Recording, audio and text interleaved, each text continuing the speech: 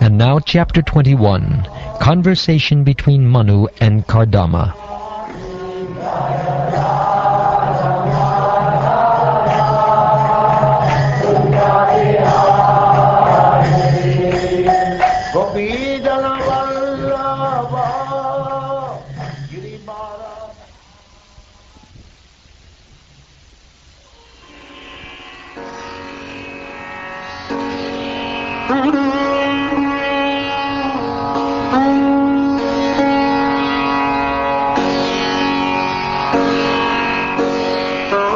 Vidura said, "The line of Svayambhuva Manu was most esteemed.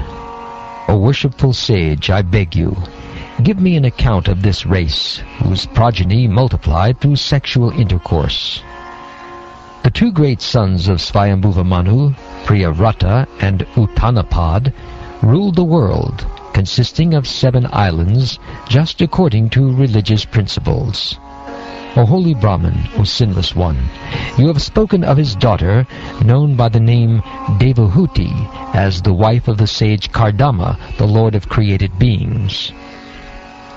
How many offspring did that great yogi beget through the princess, who was endowed with 8-fold perfection in the yoga principles?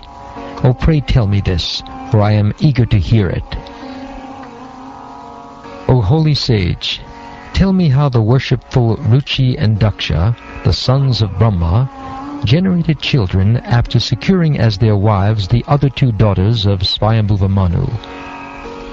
Commanded by Lord Brahma to beget children in the worlds, the worshipful Kardama Muni practiced penance on the bank of the river Sarasvati for a period of 10,000 years.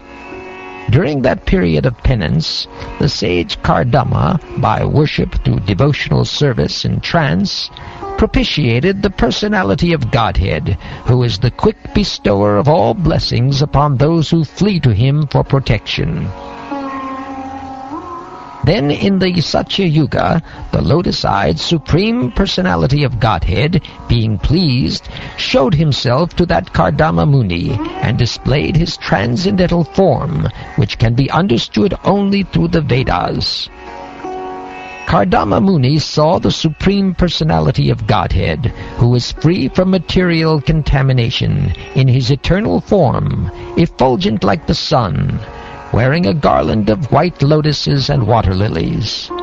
The Lord was clad in spotless yellow silk, and his lotus face was fringed with slick, dark locks of curly hair. Adorned with a crown and earrings, he held his characteristic conch, disc, and mace in 3 of his hands, and a white lily in the 4th. He glanced about in a happy, smiling mood, whose sight captivates the hearts of all devotees. A golden streak on his chest, the famous Kaustuba gem suspended from his neck, he stood in the air with his lotus feet placed on the shoulders of Garuda. When Kardama Muni actually realized the Supreme Personality of Godhead in person, he was greatly satisfied, because his transcendental desire was fulfilled. He fell on the ground with his head bowed to offer obeisances unto the lotus feet of the Lord. His heart, naturally full of love of God, with folded hands he satisfied the Lord with prayers. The great sage Kardama said, "O supreme worshipful Lord, my power of sight is now fulfilled, having attained the greatest perfection of the sight of you, who are the reservoir of all existences. Through many successive births of deep meditation, advanced yogis aspire to see your transcendental form. Your lotus feet are the true vessel to take one across the ocean of mundane nescience. Only persons deprived of their intelligence by the spell of the deluding energy will worship those feet with a view to attain the trivial and momentary pleasures of the senses, which even persons rotting in hell can attain. However, O my Lord, you are so kind that you bestow mercy even upon them.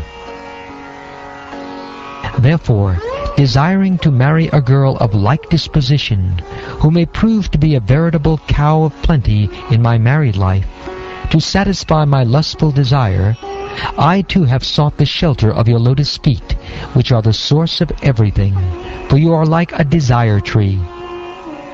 O my Lord, you are the master and leader of all living entities.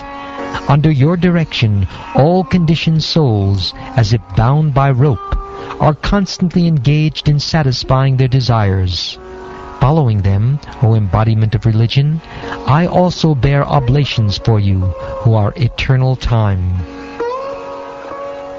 However, persons who have given up stereotyped worldly affairs, and the beastly followers of these affairs, and who have taken shelter of the umbrella of your lotus feet by drinking the intoxicating nectar of your qualities and activities in discussions with one another, can be freed from the primary necessities of the material body. Your wheel, which has 3 naves, rotates around the axis of the imperishable Brahman. It has 13 spokes, 360 joints, 6 rims, and numberless leaves carved upon it. Though its revolution cuts short the lifespan of the entire creation, this wheel of tremendous velocity cannot touch the lifespan of the devotees of the Lord. My dear Lord, you alone create the universes. O Personality of Godhead, desiring to create these universes, you create them, maintain them, and again wind them up by your own energies, which are under the control of your second energy, called Yogamaya, just as a spider creates a cobweb by its own energy and again winds it up. My dear Lord, although it is not your desire, you manifest this creation of gross and subtle elements just for our sensual satisfaction. Let your causeless mercy be upon us, for you have appeared before us in your eternal form, adorned with a splendid wreath of tulsi leaves. I continuously offer my respectful obeisances unto your lotus feet, of which it is worthy to take shelter, because you shower all benedictions on the insignificant, to give all living entities detachment from fruitive activity by realizing you. You have expanded these material worlds by your own energy.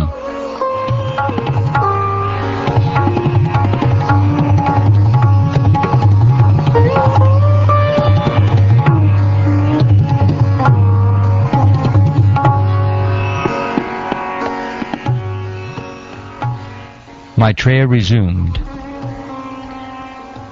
Sincerely extolled in these words, Lord Vishnu, shining very beautifully on the shoulders of Garuda, replied with words as sweet as nectar. His eyebrows moved gracefully as he looked at the sage with a smile full of affection.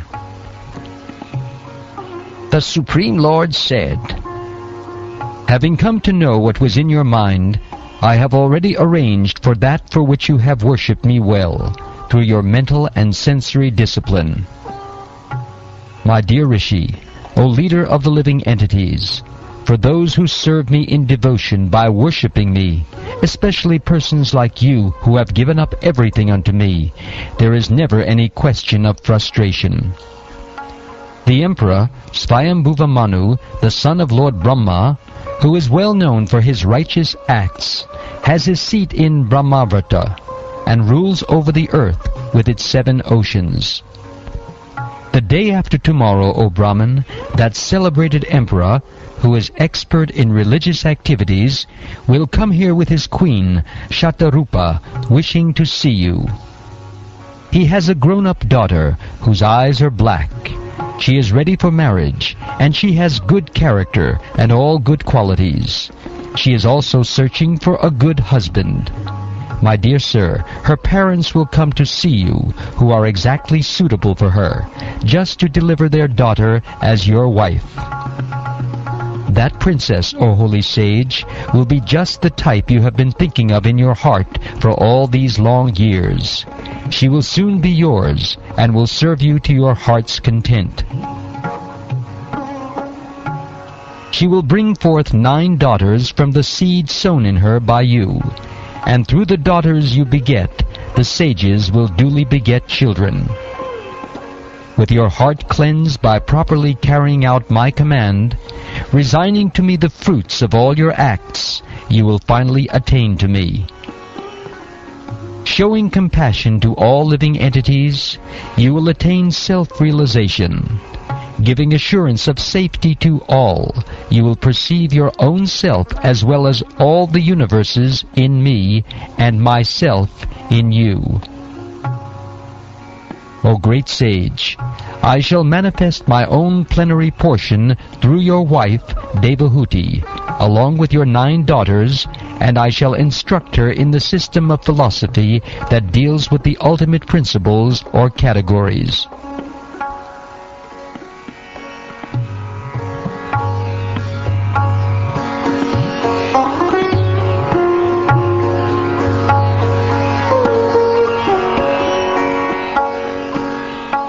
Maitreya went on. Thus, having spoken to Kardama Muni, the Lord, who reveals himself only when the senses are in Krishna consciousness, departed from that lake called Bindu Sarovara, which was encircled by the river Sarasvati. While the sage stood looking on, the Lord left by the pathway leading to Vaikunta, a path extolled by all great liberated souls. The sage stood listening as the hymns forming the basis of the Samaveda were vibrated by the flapping wings of the Lord's carrier, Garuda. Then, after the departure of the Lord, the worshipful sage Kardama stayed on the bank of Bindu Sarovara, awaiting the time of which the Lord had spoken.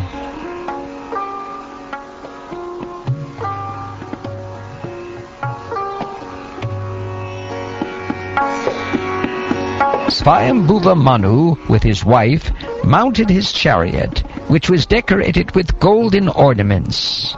Placing his daughter on it with them, he began traveling all over the earth.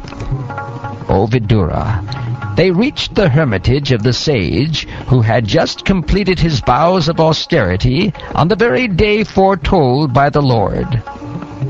The holy lake Bindu Sarovara, flooded by the waters of the river Sarasvati, was resorted to by hosts of eminent sages. Its holy water was not only auspicious, but as sweet as nectar. It was called Bindu Sarovara because drops of tears had fallen there from the eyes of the Lord, who was overwhelmed by extreme compassion for the sage who had sought his protection. The shore of the lake was surrounded by clusters of pious trees and creepers, rich in fruits and flowers of all seasons, that afforded shelter to pious animals and birds, which uttered various cries. It was adorned by the beauty of groves of forest trees. The area resounded with the notes of overjoyed birds. Intoxicated bees wandered there, intoxicated peacocks proudly danced, and merry cuckoos called one another. Lake Bindu Sarovara was adorned by flowering trees such as Kadamba, Champaka, Ashoka, Karanja, Bakula, Asana, Kunda, Mandara, Kutaja, and young mango trees. The air was filled with the pleasing notes of Karandava ducks, plovers, swans, ospreys, waterfowl, cranes, chakravakas, and chakoras. Its shores abounded with deer, boars, porcupines, gavyas, elephants, baboons, lions, monkeys, mongooses, and musk deer. Entering that most sacred spot with his daughter, and going near the sage, the first monarch, Swayambhuva Manu, saw the sage sitting in his hermitage, having just propitiated the sacred fire by pouring oblations into it. His body shone most brilliantly. Though he had engaged in austere penance for a long time, he was not emaciated, for the Lord had cast his affectionate sidelong glance upon him, and he had also heard the nectar flowing from the moon-like words of the Lord. The sage was tall, his eyes were large, like the petals of a lotus, and he had matted locks on his head. He was clad in rags.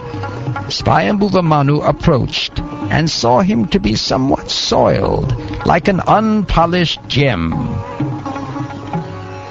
Seeing that the monarch had come to his hermitage, and was bowing before him, the sage greeted him with benediction, and received him with due honor. After receiving the sage's attention, the king sat down and was silent. Recalling the instructions of the Lord, Kardama then spoke to the king as follows, delighting him with his sweet accents. The tour you have undertaken, O Lord, is surely intended to protect the virtuous and kill the demons, since you embody the protecting energy of Sri Hari. You assume, when necessary, the part of the sun god, the moon god, Agni, the god of fire, Indra, the lord of paradise, Vayu, the wind god, Yama, the god of punishment, Dharma, the god of piety, and Varuna, the god presiding over the waters. All obeisances to you, who are none other than Lord Vishnu. If you did not mount your victorious jeweled chariot, whose mere presence threatens culprits, if you did not produce fierce sounds by the twanging of your bow, if you did not roam about the world like the brilliant sun, leading a huge army whose trampling feet cause the globe of the earth to tremble, then all the moral laws governing the varnas and ashrams created by the Lord himself would be broken by the rogues and rascals. If you gave up all thought of the world's situation, unrighteousness would flourish, for men who hanker only after money would be unopposed. Such miscreants would attack, and the world would perish. In spite of all this, I ask you, O valiant king, the purpose for which you have come here. Whatever it may be, we shall carry it out without reservation.